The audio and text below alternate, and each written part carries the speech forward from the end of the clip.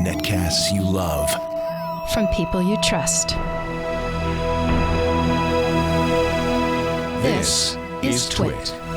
Bandwidth for Ham Nation is provided by CashFly at CACHEFLY.com. This episode of Ham Nation is brought to you by ICOM. For more information, visit ICOMAmerica.com/HamNation and by DX Engineering. DX Engineering offers practically everything you need to outfit your shack, plus the fastest shipping in the industry. In-stock items ship the same day, Monday through Friday until 10 p.m. Eastern. For more information, visit DXEngineering.com/HamNation.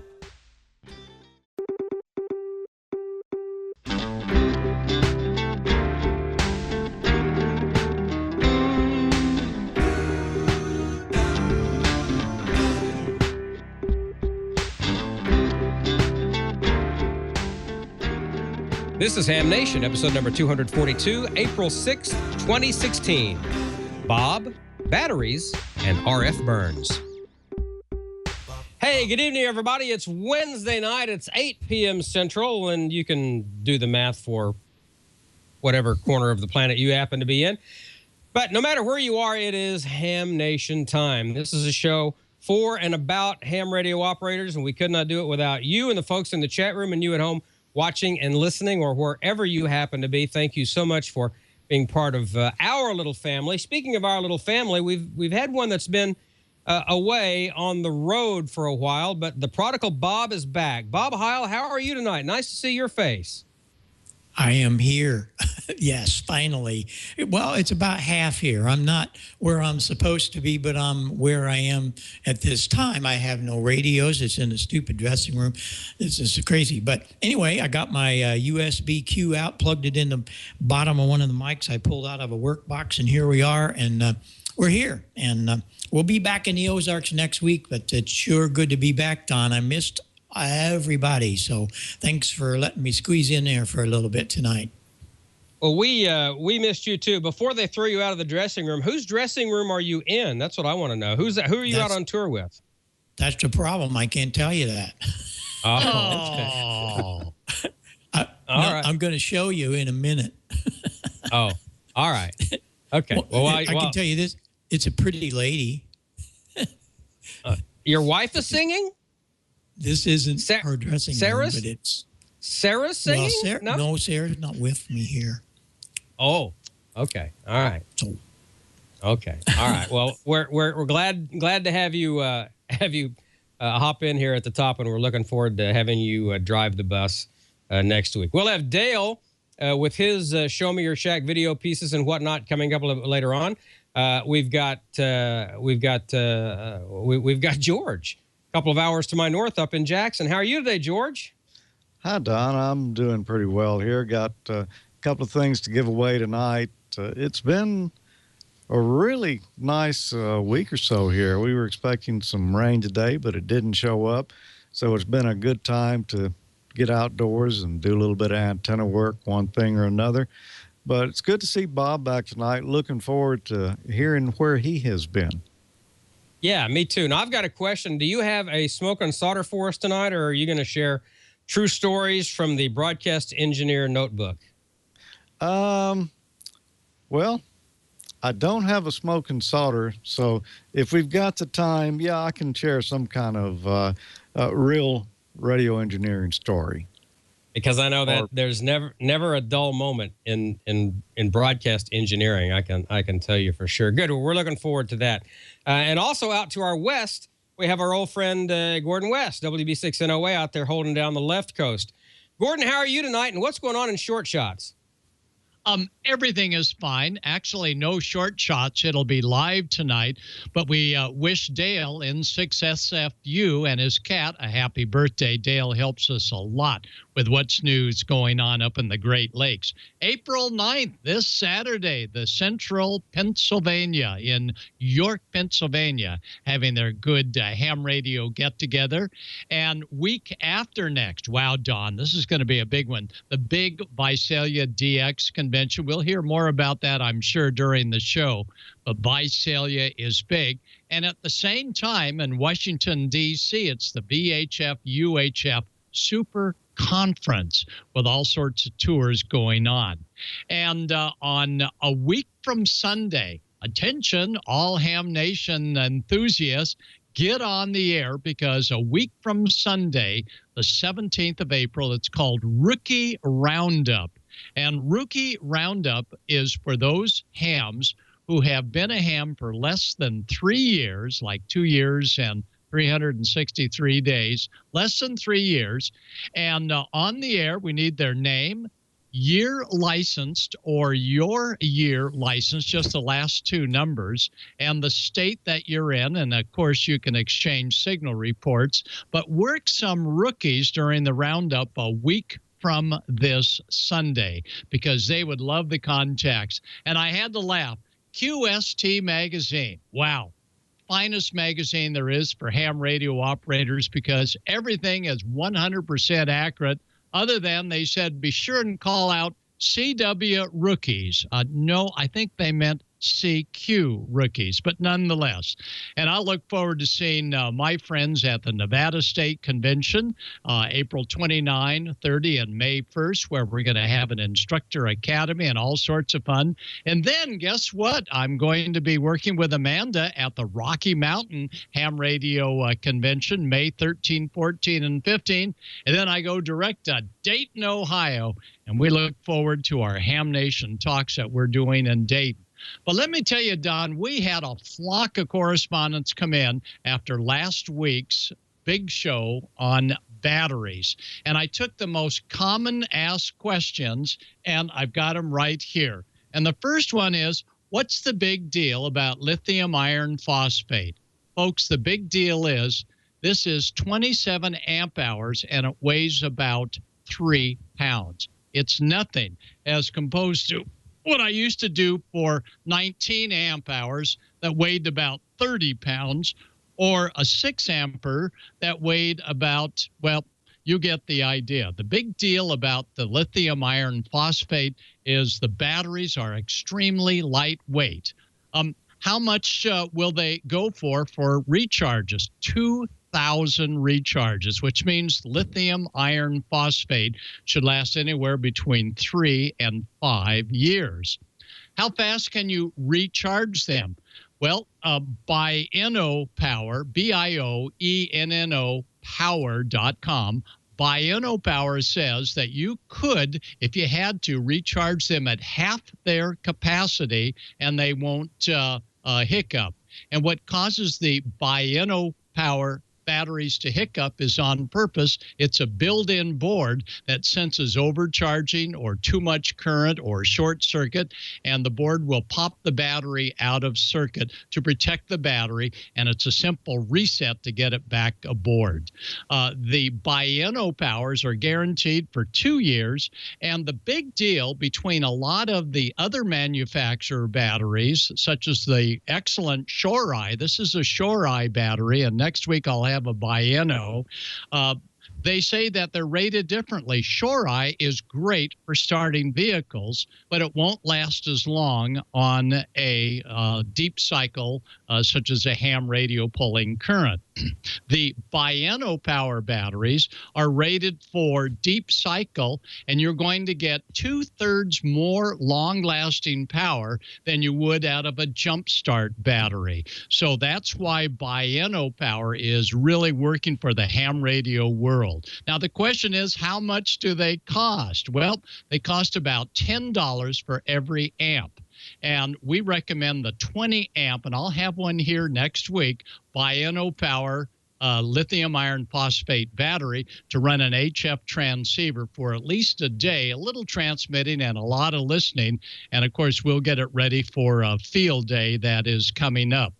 So these were many of the questions that you asked me, and we hope we gave you a great answer to those. And we look forward to seeing you at an upcoming Ham Radio Ham Fest. And I know Don's got one, but Belton, Texas, you've got one also on April 16th.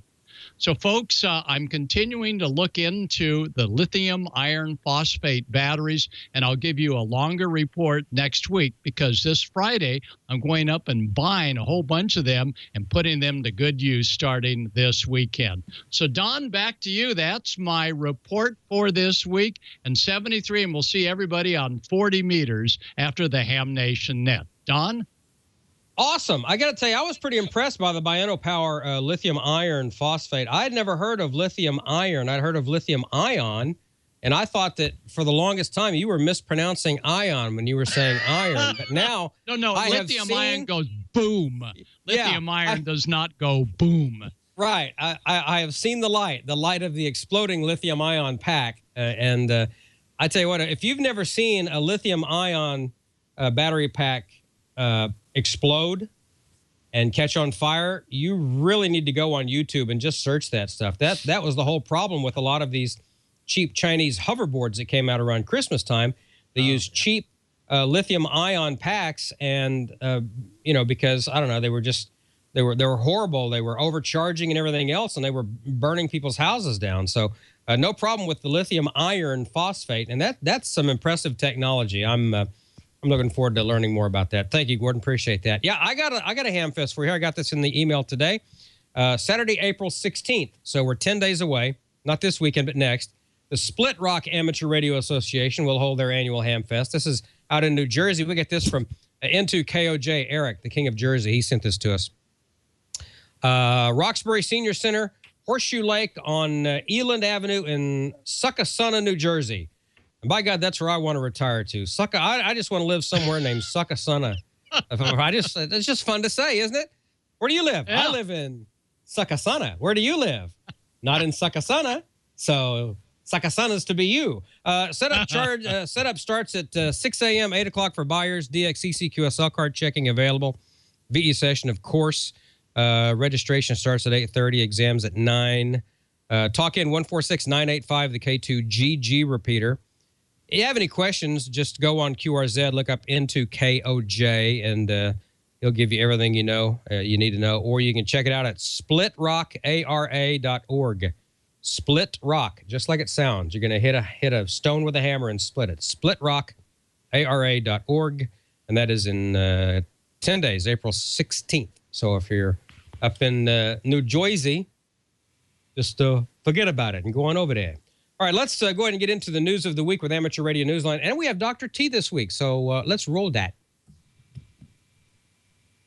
Report number 2005. These are the Ham Nation headlines for Wednesday, April 6th, 2016.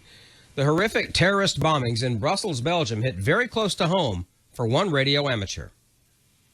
Long-time contester and expeditioner Olivier ON4EI has faced a number of challenges during his more than 20 years on the air, but perhaps the greatest challenge in the Belgian ham's life came during his moments off the air in Ireland on Tuesday the 22nd of March. On that day, his wife phoned him in Ireland from the family's home in Brussels to say that she and the couple's 8-year-old twins had been just a short distance away from the deadly bombs detonated a short time earlier at the Brussels airport. The family ran to safety just in time as the second blast went off. Olivier's wife and daughters were not injured, but he left Ireland for Brussels the next day to bring his family back to Ireland with him on Friday the 25th for the Easter holiday.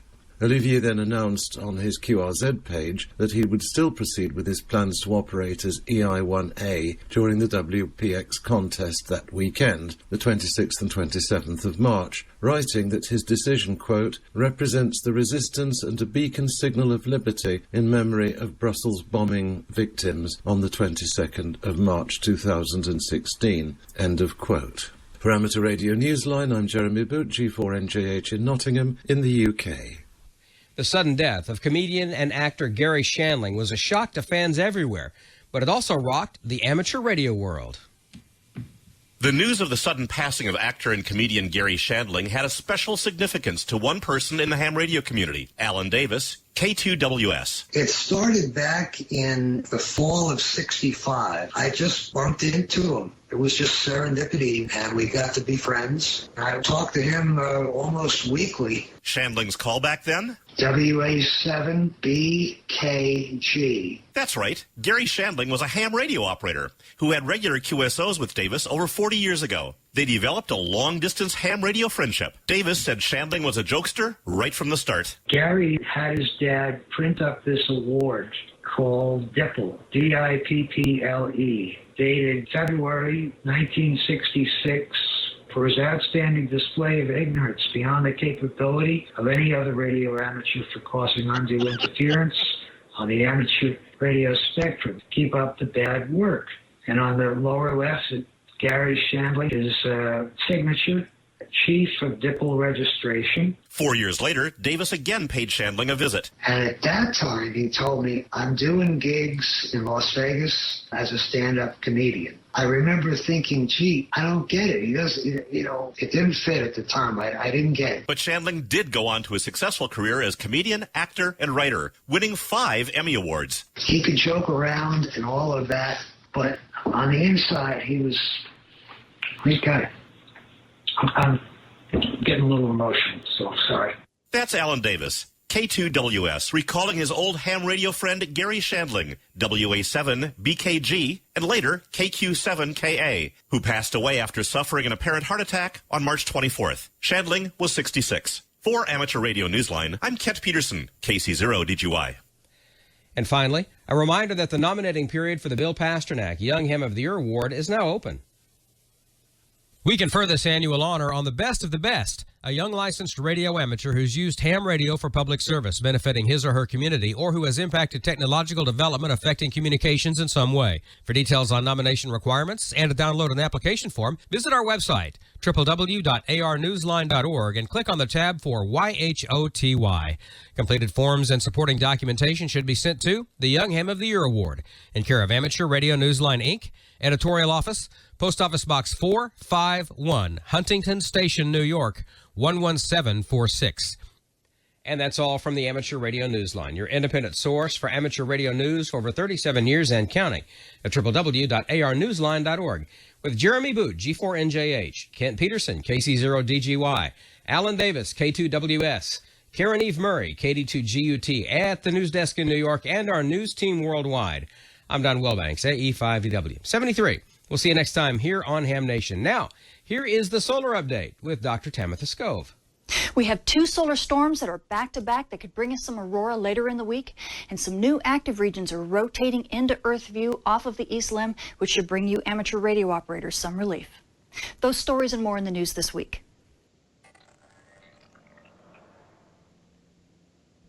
Solar activity is really picking up this week. We've had multiple solar storm launches. The first one was down here. It's kind of a stealthy solar storm. The only way we knew it actually launched is it made this coronal hole a bit bigger once it finally left the disk. So after that, we had 2 eruptions that have occurred up here, the latest one today. Both of these are large enough that they might have a little bit of a tail that could dip down into the Earth strike zone and give us a grazing blow. So this week we should have something hitting us around the 7th and maybe even into the 9th. So we should have multiple chances for some aurora. Switching to our M-flare threat meter, you can see we've been well below the seafloor for quite a few weeks, but as of about the 6th, you can see we started to rise. The flux levels are rising a little bit. We're actually even popping some C-class flares here and there. Most of this activity is due to the east limb regions that are rotating into Earth view as we speak, and this level should continue to rise and give some relief to amateur radio operators who finally should be able to get some decent radio propagation. Switching to your solar flare and particle radiation storm outlook over the coming week, despite the fact that we have those new regions rotating into view off of the east limb, NOAA is still keeping us down to about a 1% chance for an M-class flare. Now, they may raise that up as these new regions rotate into view, probably about 5%, maybe 10%, but they still don't look like they're M-flare players just as of yet. We are still getting C-class flares from them now, so only time will tell. But the nice thing is that at least this solar flux should be on the rise here. We should be popping in the green later this week so that you amateur radio operators should get enough propagation to be able to enjoy the band conditions. And we still have everything in the green as far as solar radiation storms, so no worries there. So things are beginning to look pretty exciting this week. We have multiple solar storms that are en route. The first one should hit us right around the 7th. It's that stealthy solar storm, so it may not cause that much of a ruckus. But then we have the other two that are on their way, and if they've dipped down into the Earth strike zone, we might get a glancing blow from them starting around the 9th or the 10th. So you aurora photographers, keep your cameras ready. And then you amateur radio operators, we have those new regions that are rotating into view off of the east limb, and if they stay as active as they've been, then we'll have about 2 weeks worth of some decent radio propagation for you guys, of course barring solar storms that takes things out. But outside of that, you might actually be able to enjoy the bands for a while. I'm Tamitha Scove. Thank you for watching. Nice to have Dr. T back with us after an extended absence. Thanks a lot, Dr. T. We do appreciate you being with us. All right, the suspense is killing me. We need to go back and see if we can figure out exactly where Bob Heil is.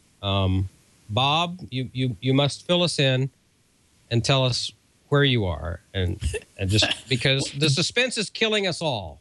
Yeah, but the problem is that we've been in so many places, I don't even know where I am. I got some slides to show some of it's pretty cool. Next week, I'm going to show you something amazing that we're doing on one of these tours. We started this whole thing out, 3 weeks ago. Sarah was with me there. There was Charlie, and Charlie has 32 of our microphones on stage, and then we left there, went over and started setting up for Carrie's show. Her show's amazing.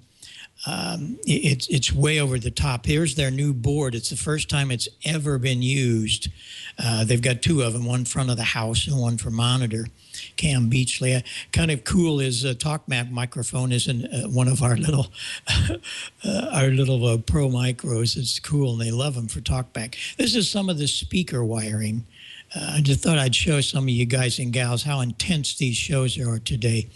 16 semis. We got some pictures of that too, I think. But Easton was setting up, and again, all of our microphones on Easton's drums. We're so blessed that these guys figured out that the technology is there, and it's all because of ham radio. There's her stage. She's in the round.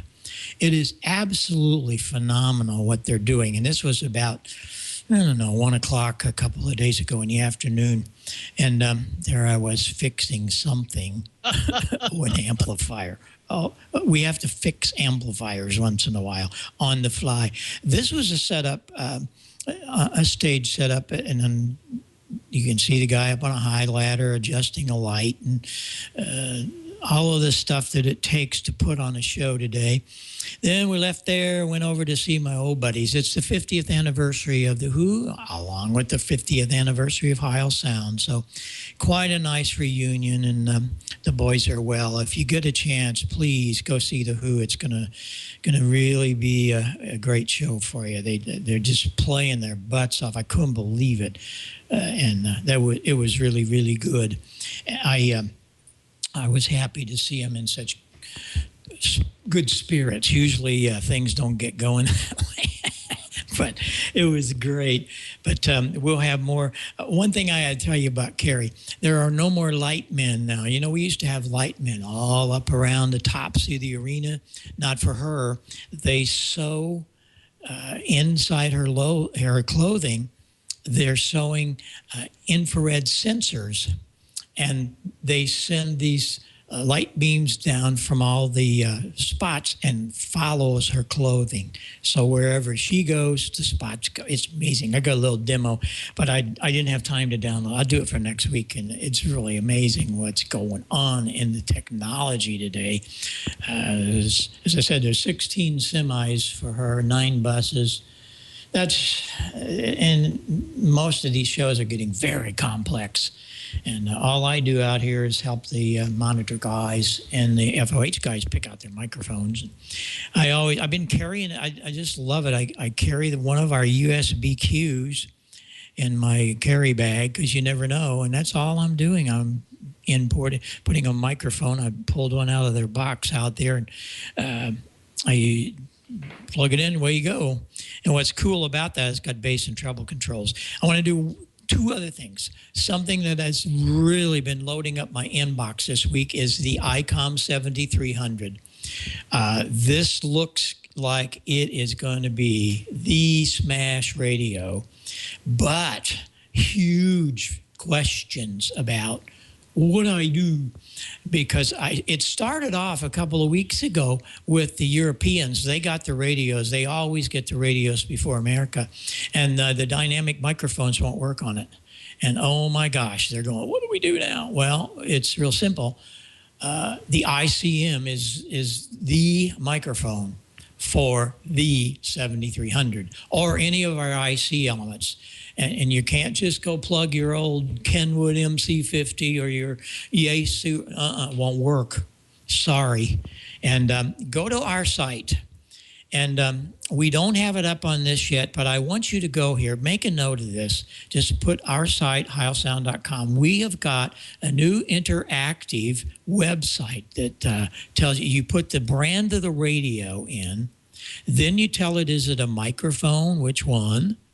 And then it comes up and tells you, you put in the radio and all that, and then it tells you what adapter for the headset or what cable for the microphone.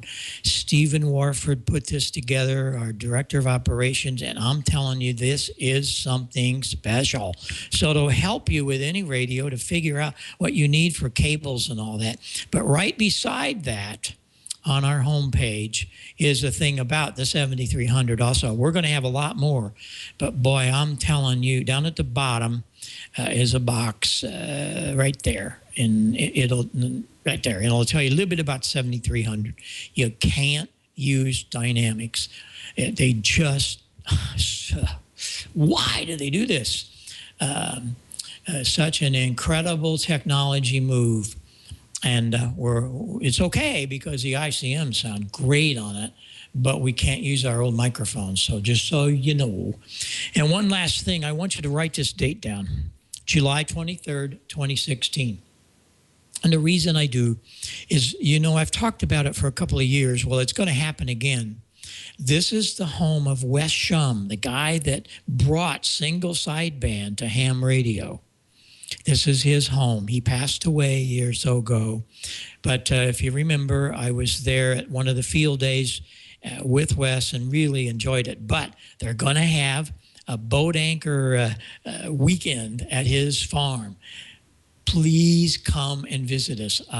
We're going to have some really cool things there. I know Nick Tusa will be on a couple of times to tell us more about it. But just giving you the date, July 23rd. In Jonesboro, Arkansas. What's wrong with me, Heil? I don't know where I am. That's the problem. Jonesboro, Tennessee, way on the east end. And it's really a fun event.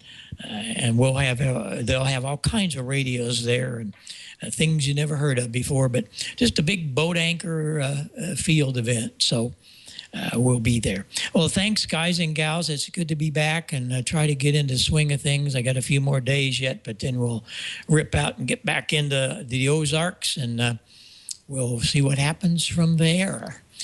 So thanks for picking it all up, Don. Brian, thanks a lot. Gordo, George, Val, Dale, everybody that puts this show together. It's just, I've watched a couple of them as I sit back in the back of the bus and ride along highway, whatever. Thanks a lot, everybody. We'll see you next week, and I'll be back in my old home chair in the Ozarks. So long for now.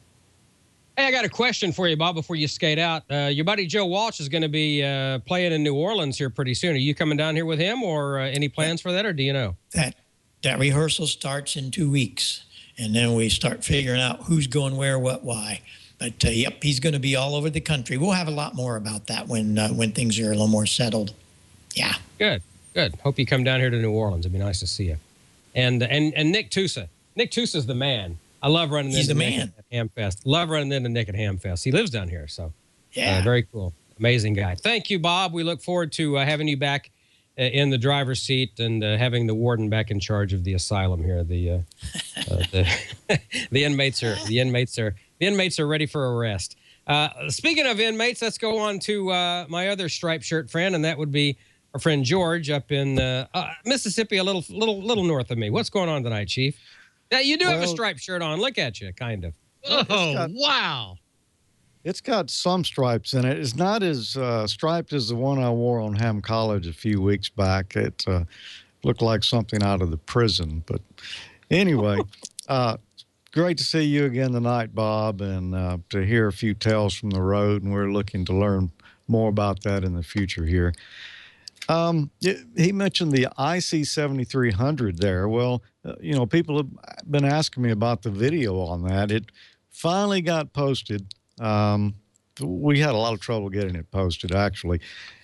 It's on YouTube, but just go to amateurlogic.tv, and there's a little story on there that'll give you the link to where you can go watch it. It's a little better than an hour's worth of Ray Novak, Tommy Martin, and myself sitting down, going through everything on the radio, going through all the menus, looking at the icons, and then answering questions. We streamed it live, so we got questions from the viewers on that and answered a lot. So it'll give you a lot of info about that radio that everyone's wanting to know about. And I got to tell you, I think they really got a hit with this one. But you can learn more. Just go over to amateurlogic.tv and follow that link to the YouTube video of it.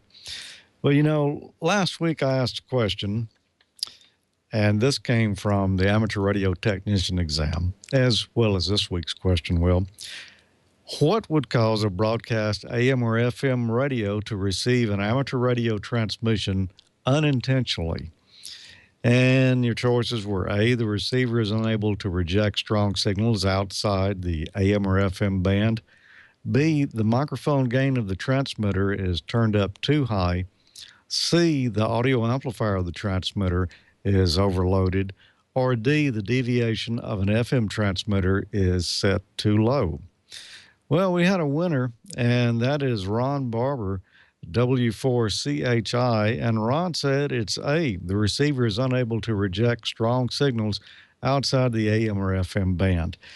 Congratulations, Ron. We're going to send you, and this is the last I've got on the roll. It's the DX Engineering 400 Max coax with connectors already installed. Great coax there. We appreciate them giving us all this to give away to you guys. And this is the last, so congratulations, Ron. You're going to enjoy that. That question there seemed a little bit, I don't know. Yeah, that one could trip you up. What would cause a broadcast radio to receive an amateur transmission unintentionally? You would think maybe the audio amplifier of the transmitters could be overloaded, might cause it to splatter a little bit. Yeah, I mean, that sounds really feasible there, but that's not the answer to it. Also, the same thing, the audio amplifier of the transmitter is overloaded. Well, that'd be the same thing as if you turned it up too high. But definitely it's not the deviation of the FM transmitter is set too low. It's that most broadcast AM FM receivers are just not really that good a receiver, and they can pick up transmissions from other bands and interfere with it. Well, for next week, I've got another question from the tech exam here, and I kind of like this one. Which of the following actions should you take if your neighbor tells you that your station's transmissions are interfering with their radio or TV reception? Yeah. Deny it. I can think of a couple right off the top of my head. Yeah, well, blame it on Don, not me. It's Don doing that. It's my fault. You've only got 4 choices, and neither one is Don or Gordo. But choice A, make sure that your station is functioning properly and that it does not cause interference to your own radio or television when it's turned on to the same channel. That's one choice. B, immediately turn off your transmitter and contact the nearest FCC office for assistance. Oh, yeah. Oh, yeah, they're proud to hear from you. C, tell them that your license gives you the right to transmit and nothing can be done to reduce the interference. Yeah. You'll make a lot of good neighbors with that. And D, install a harmonic doubler on the output of your transmitter and tune it until the interference is eliminated.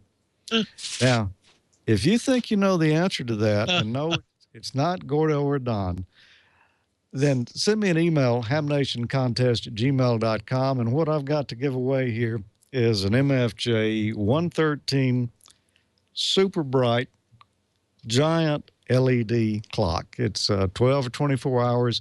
It's an alarm clock. And boy, it really would look good sitting in your shack. Oh, Gordo's got the answers there. No, Gordo's got guidelines for not burning yourself up with RF. Or is that Don? It's me. That is Don. Yep. I stole that from a transmitter site. Yeah, I believe you may have. So anyway, send me your answer at hamnationcontest@gmail.com, and you might win. And I'll be back in just a moment with just a couple of little minor engineering things there to talk about. But first, let's get a message from ICOM. Spring is here. Get out. Get mobile with ICOM's D-Star radios. Extend your coverage, display, and capabilities without sacrificing size with ICOM's ID51A Plus, now in 5 colors.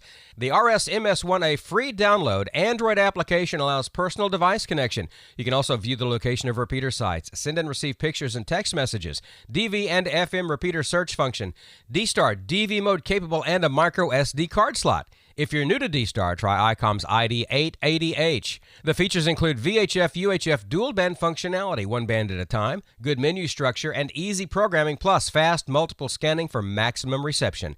For the ultimate D-Star mobile experience, hit the road with ICOM's ID5100A. This radio offers hands-free operation, optional Bluetooth capability, a large backlit screen for high-contrast viewing, 50-watt output on both VHF and UHF. You need to visit ICOMAmerica.com/amateur for more information on ICOM's D-Star radios. You can also enter ICOM's weekly drawing for ICOM swag, such as t-shirts and hats. And don't forget to check out the details on ICOM's monthly grand prize drawing for a free ICOM radio. Go to ICOMAmerica.com/hamnation for official rules and to check out all of ICOM's previous drawing winners. Sign up, and good luck from ICOM. Don, you asked me earlier in the show tonight, was I going to have any tales from the transmitter sites? Not any real good tales, just a couple of little things. You know, lightning can be, well, a little more pronounced maybe when you're around tall towers and such. If you're at an AM tower, and it may not even be a thunderstorm yet, it may be one approaching, the wind's blowing hard, you might hear something that sounds like 22 rifle fire out there. Have you ever heard that before, Don? Yes, I have. Yeah. And that's when the static electricity is hitting those guy wires and jumping across the insulators on its way to the ground. It's pretty pretty weird. You wouldn't maybe know what that was unless you'd been around some AM towers where they have insulators in the guy wires. Yeah. And by the way, how far apart are those insulators on a guy wire? Any idea, Don? It's a multiple of the frequency, so that there are no harmonics. I do know that. Yeah, it's about a tenth of a wavelength typically. Yeah. So that it's not a harmonic. It's actually cut to where it's wouldn't be resonant. So right, that exactly. They look kind of invisible to the tower. Craziest thing I ever saw on this subject. This was at the first radio station I ever worked at, an AM, KGFF in Shawnee, Oklahoma at 1450. We had tornadic weather, central Oklahoma. What are the odds of that? We had tornadoes all afternoon, and myself, Mike Askins, KE5CXP, and Arthur Scrutchins, not a ham, and a guy who is now known by the name of Eddie Haskell, who works in the Denver area at a radio station there. We're sitting out in the parking lot drinking beer, and we could hear crackling off in the distance, and it was almost sundown, and you could see the static arcing from the guy wires to ground. They wasn't hopping the insulators. It was actually arcing down to ground. It was the freakiest thing I ever saw. Yeah, you really don't need to be hanging out immediately under those towers out in the field. No. We were probably, I don't know, 500 feet away. Well, not like we were. No. Well, plus it's AM for crying having a beer.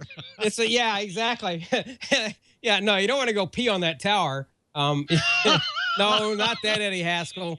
Totally different Eddie Haskell.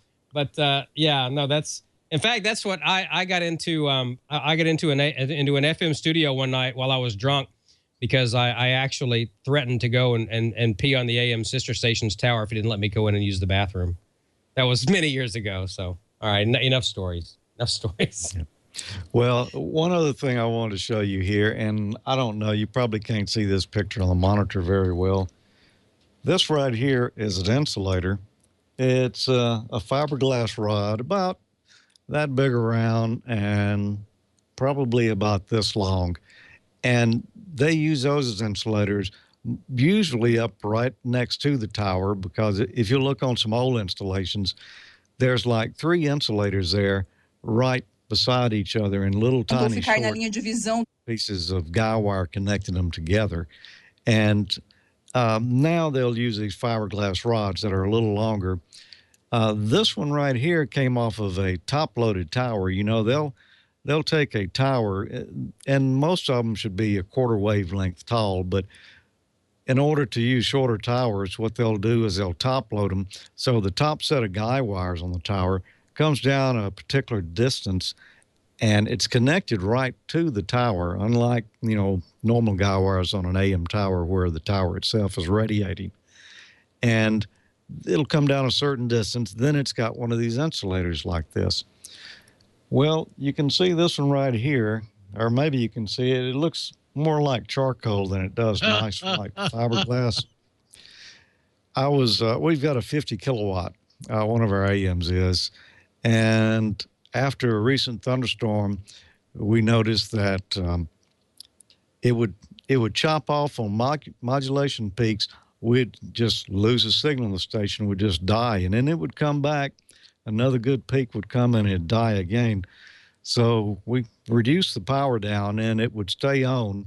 I went out to the transmitter site, really high reflected power on the transmitter, got to looking, and one of the top guy wires was falling down, hanging beside the tower itself.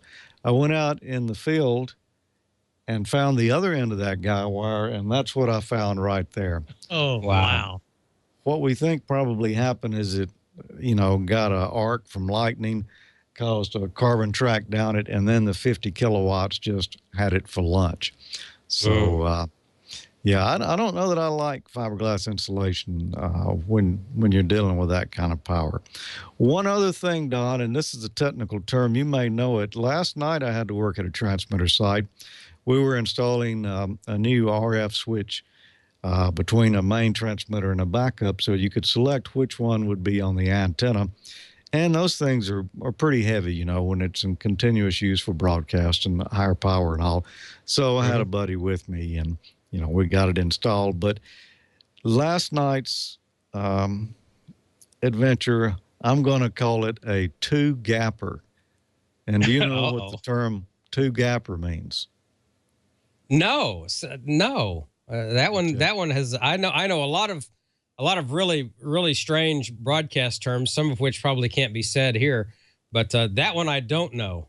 Well, this is probably one that I coined. What that meant is that we had to go through 2 gaps to get up to the tower, you know, out in the pasture.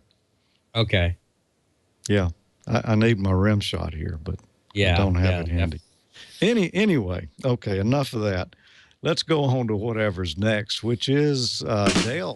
Dale, come bail us out again. That's funny. You're muted, stories. Dale. Remember a lot of those. We're going to get things kicked off here. First, tell you about the weather, though. I saw a note from WY7KY up in Wyoming this morning on Facebook. Said, I wish this wind had stopped. Going to be over 40 miles an hour. And that's what we had yesterday.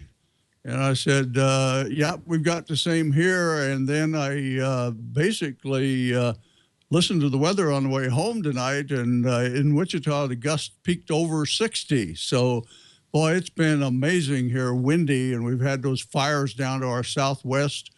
And they've got them again down in northern Oklahoma and down in south central, southwest Kansas. Just terrible with the wind whipping up the dead grass from the winter. So anyway, that's the weather situation here in Kansas. And tonight we'll do some nice videos for you. I hope we're going to tour the Kansas City Races communications trailer.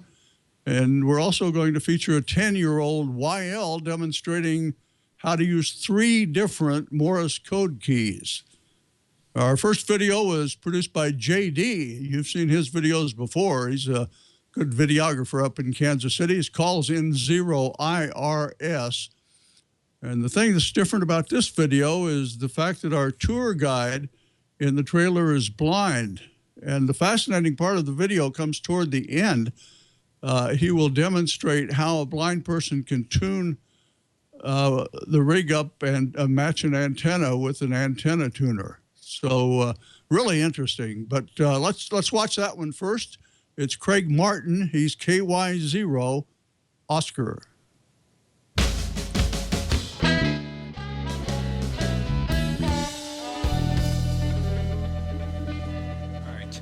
Here we're with Craig, KY0O. Craig, who are you with today? I'm with the Kansas City, Missouri Races Group.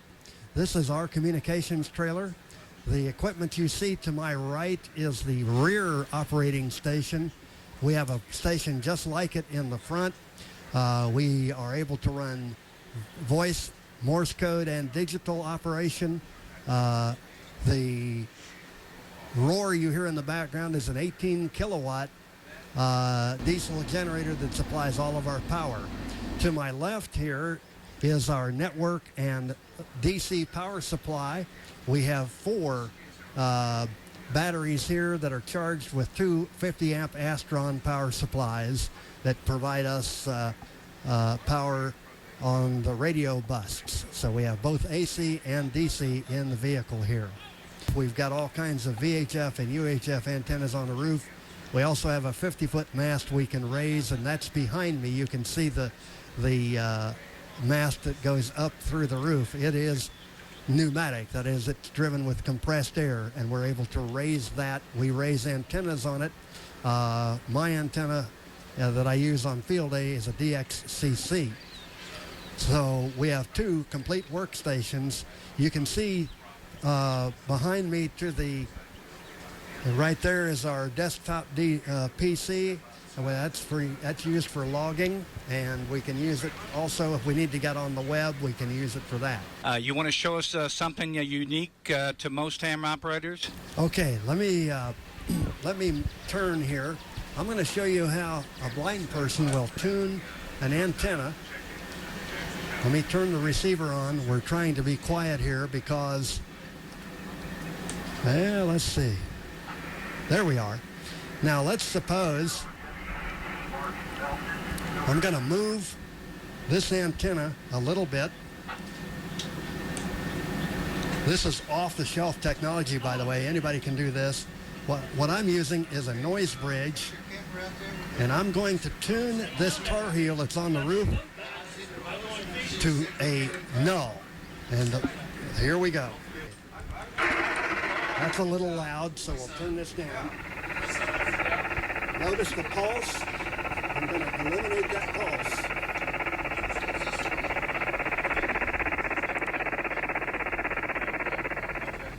There we go.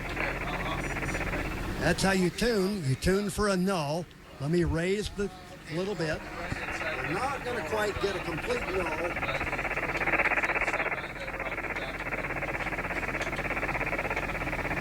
There we go. And that's one way for a blind person to tune an antenna. It's perfect. You don't even have to transmit. So you can save a lot of wear and tear on radios by tuning an antenna tuner, a standard antenna tuner. I'll show you that. Just a standard little old antenna tuner in the box. This is just a little MFJ 900. You could actually put that in the line and tune this tuner with it. This is Craig Martin, KY0O, with the Kansas City, Missouri Races Communications Unit. Isn't that amazing? Thanks, Craig, for shooting, for demonstrating the antenna tuning, also for the tour of the trailer there. And thanks to JD for shooting the video for Ham Nation. And we really appreciate it. Our next video was requested by email by one of our viewers. We couldn't find a lot of information about the videographer, but when I sent him a note on his YouTube page, he granted permission for us to broadcast it here on Ham Nation. The video features his 10-year-old YL Amelia demonstrating how to use 3 different Morse code keys. It's received more than 650 thumbs up on YouTube, and we hope you'll enjoy it here. Here's Amelia. So today I'm going to be showing you guys about Morse code keys. I know this is a little different from what I usually do, but let's get to it. Okay, so now here we have 3 keys. One of them is a Stanford key made in Switzerland. We have a Bulgarian army key and a Bengali key. So the Stanford key has metal at the bottom, then wood on top, and it's coated with a white or blue. This is just a prototype, so they have no logo or anything. So I'm just going to do a quick demonstration. Like always, you have to make sure that your hand is aligned with the key, and also you're holding with 3 fingers. So if you're left-handed like me, then you're going to put your thumb on the right side, your middle finger on the other side, and your index on top. Like that. If you're right-handed, then just turn there. If you're right-handed, then you're doing the opposite. So the thumb on the left side, the middle on the other side, and the index on the top. So like that. So now I'm going to do a quick demonstration with my left hand.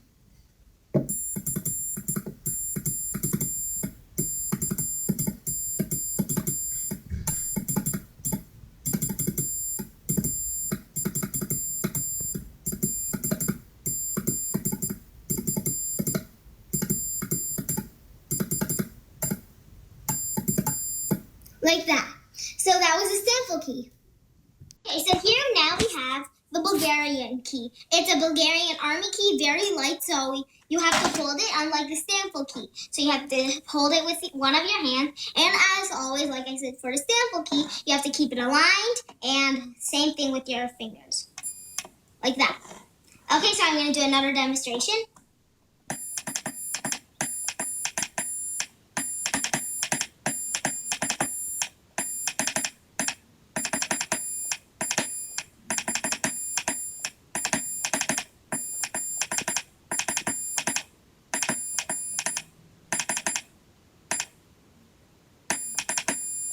And that was the Bulgarian key. Just to let you know, you have to hold it with your other hand, or unless it'll just flop around, and it's really hard because the top will just go like up and down and up and down. It's really annoying. So I'd recommend holding it, but for the Stanford key, you don't have to hold it because it's pretty light, like that. So now we have the Bengali key. It's very heavy, so be sure not to drop it on your foot because it'll hit like a brick, okay? So here, it's a side swiper.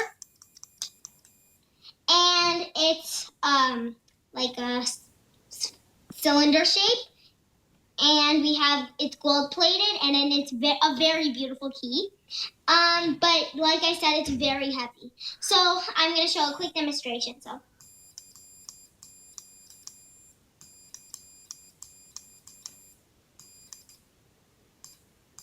Ugh.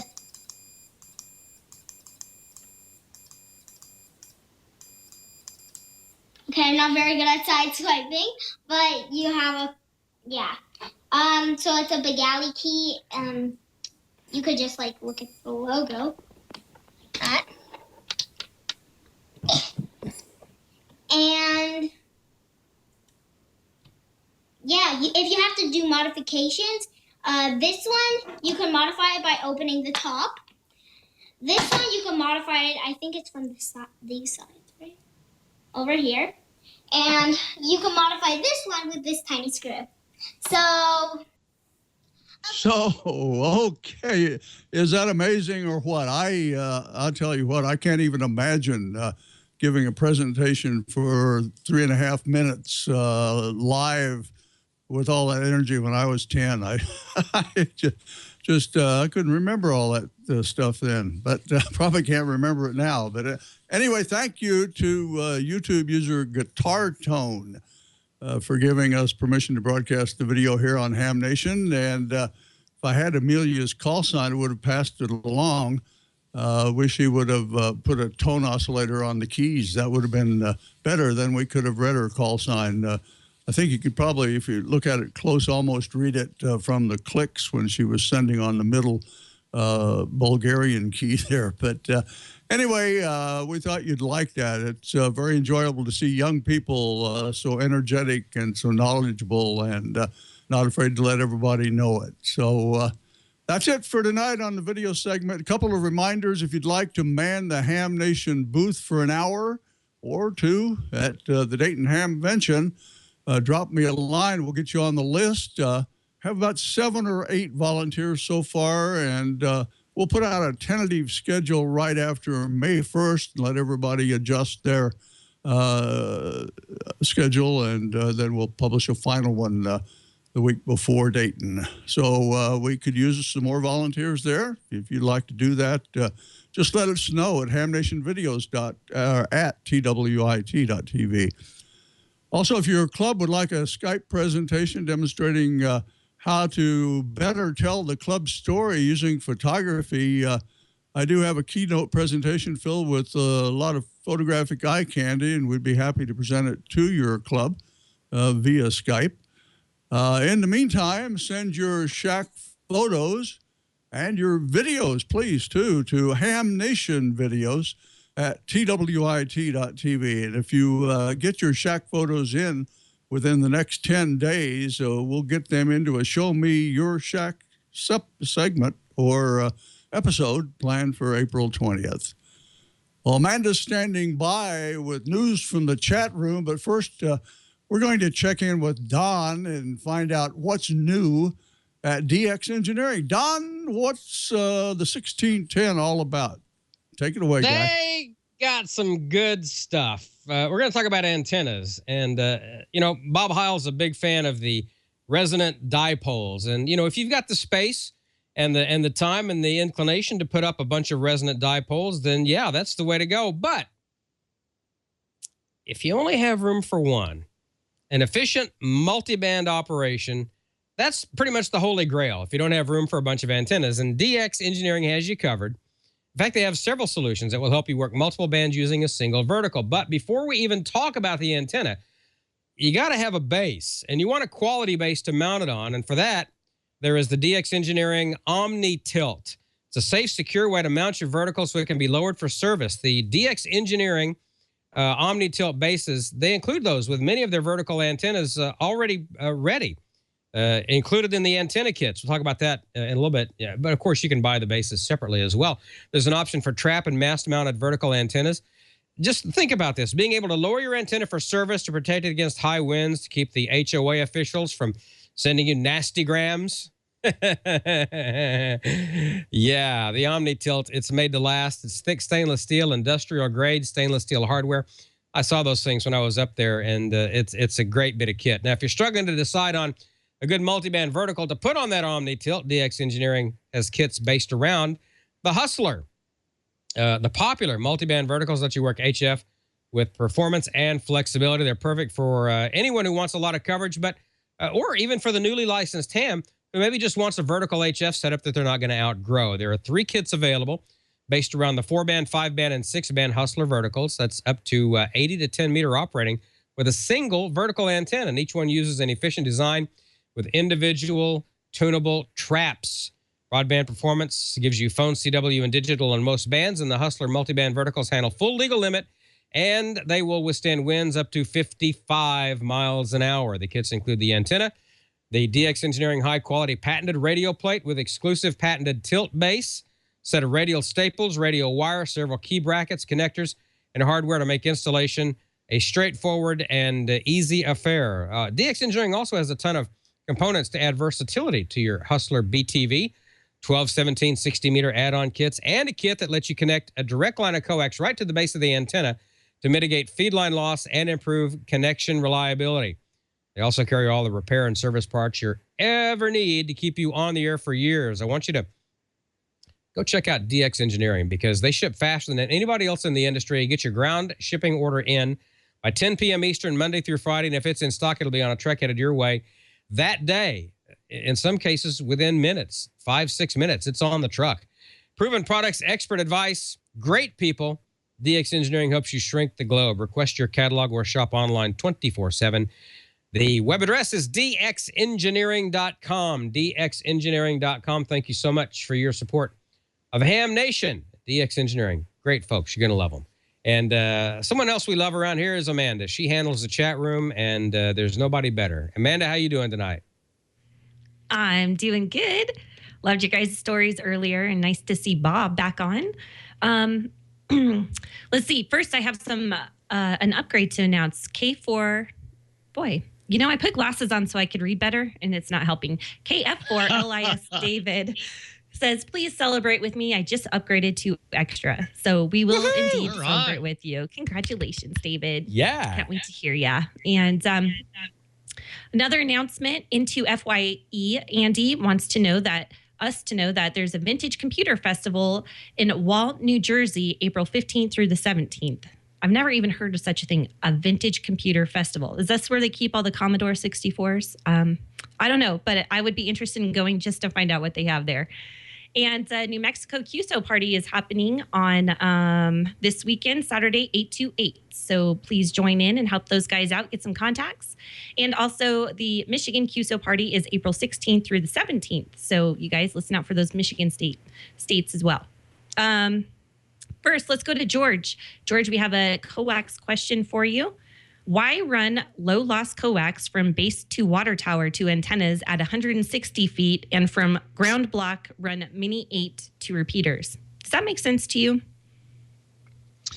I would, typically run the same thing, but I guess when it all comes down to it, you want the lowest loss that you can get for a repeater, and I wouldn't really use Mini 8 for a repeater. But I guess if part of that run is a lower loss coax, you're better than if the whole thing was Mini 8. But yeah, I wouldn't use Mini 8 for a repeater, I don't think. Okay, so just not recommended. Appreciate it, George. And Gordo, this question is for you. NY2MC Mickey, he's going to have a rookie guest at his house, and he for the rookie roundup. I can get that out. And he wants to know, can that rookie go into the extra portion of the band if Mickey is an extra? Is there anything extra you have to do? Does he have to use his call sign, anything like that? Well, if the rookie was an extra, sure, he could operate in the extra class portion of the band.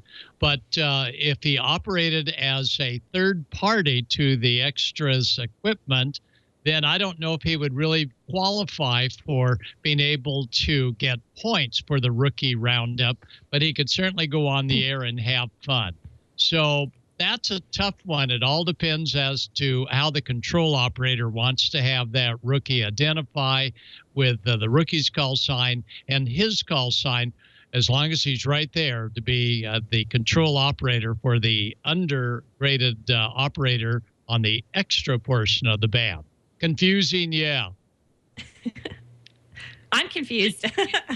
In fact, I think I'm so confused I would just stay in the whatever licensed part of the band that I'm good in, just to make sure you're doing it right. Precisely. That's what I would recommend as well. As a technician, let me tell you, the 10-meter band is going to be hopping with activity, 28.3 to 28.5 for the rookie. That's only a tech 10 meters. Yahoo! And I did it my first year, and I had a blast. That was back in 2009, and I learned a lot of the HF etiquette and how things worked. So I really hope to hear a bunch of the rookies on there and look forward to meeting them. I'm going to try to be on the air to at least meet and greet for sure. This is kind of a general question since you guys started talking about the RF burns. Maybe I don't want to see your scars, but let's do a round table. Who's got some RF burns that they didn't mean to have? Gordo, you start. I've been pretty careful. One time aboard a ship station, I was holding on to the backstay antenna, and I didn't realize they were transmitting. I was also in contact with the seawater. I won't go into the exact details. There is no, thank you very much. We will not show you the RF horn. It hurt.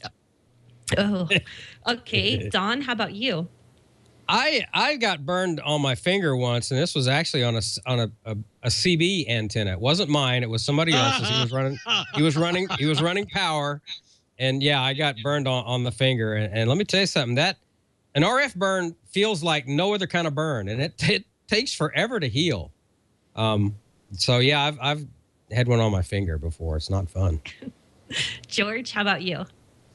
Well, I don't have any battle scars showing. So, yeah, I've had a few over the years. Probably the first one I got, like Don, was from a CB antenna. You know, 5 watts will give you a nasty little sting. I don't remember, though, having any long-term effects from it.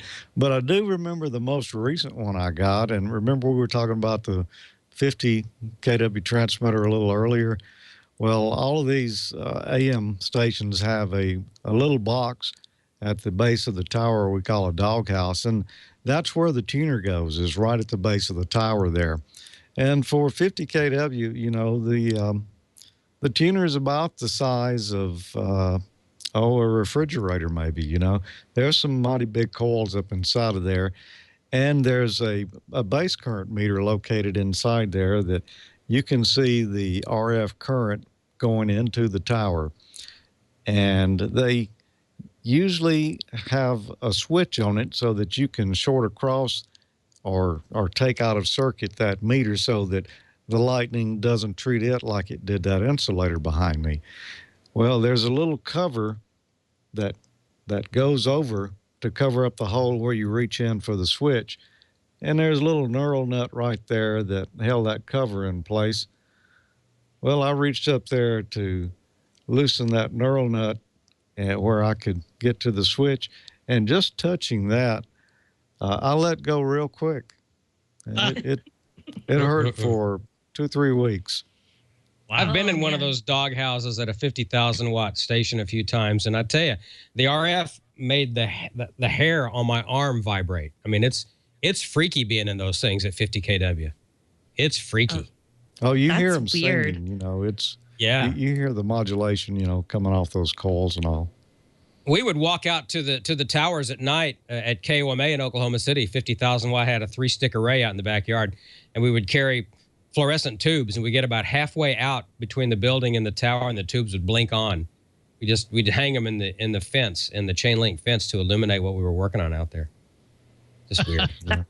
That's pretty interesting. Today, you guys. Yeah, today, I mean, legally you couldn't do that. I mean, you couldn't really work that close to that high RF.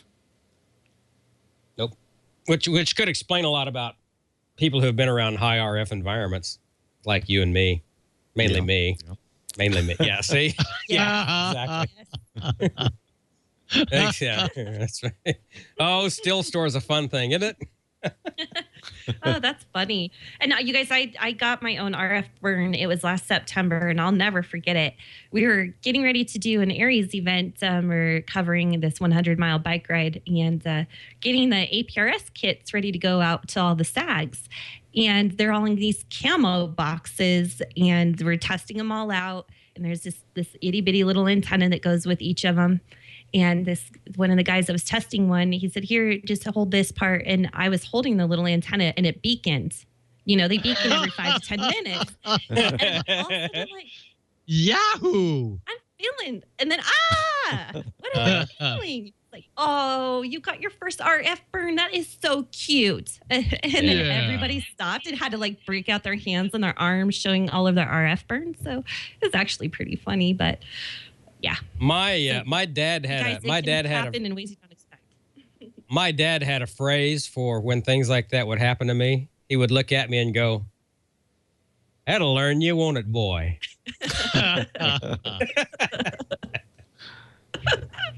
That's hilarious. Hey, you guys, that's all the questions I have in the chat room. So, Don, I will send it back to you to wrap it up. Thanks, everybody. Oh man, I can't imagine why. All right, let's thanks everyone. Let's go over where the nets are. I haven't seen a 40-meter frequency in the chat room yet. Has anyone seen that? I have. It's 7185 and 14268. Boy, I just can't talk tonight. 14268 on 20 meters.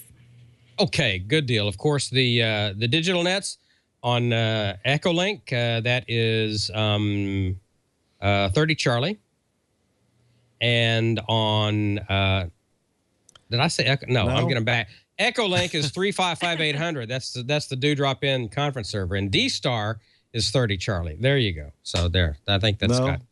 No, it's reflector 14 modules C. Why am I saying 30? What's wrong with me? I don't know. What is wrong with you? It's probably the RF. Yeah, that's probably it. That's it. I don't know. I'm still euphoric because I drove the Trans Am to work today.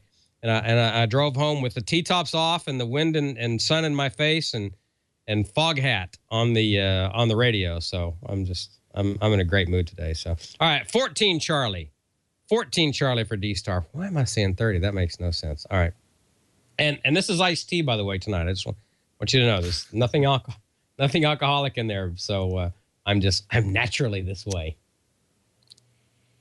That's scary. All right. So thanks to everybody for being here. And Bob will be back in charge next week, and not a moment too soon. So for the assembled throng, I will speak for the room and say good night, everybody. And thanks for watching Ham Nation. We appreciate you. 7-3 and good night. And that will learn you, boy. That'll learn you, won't it, boy?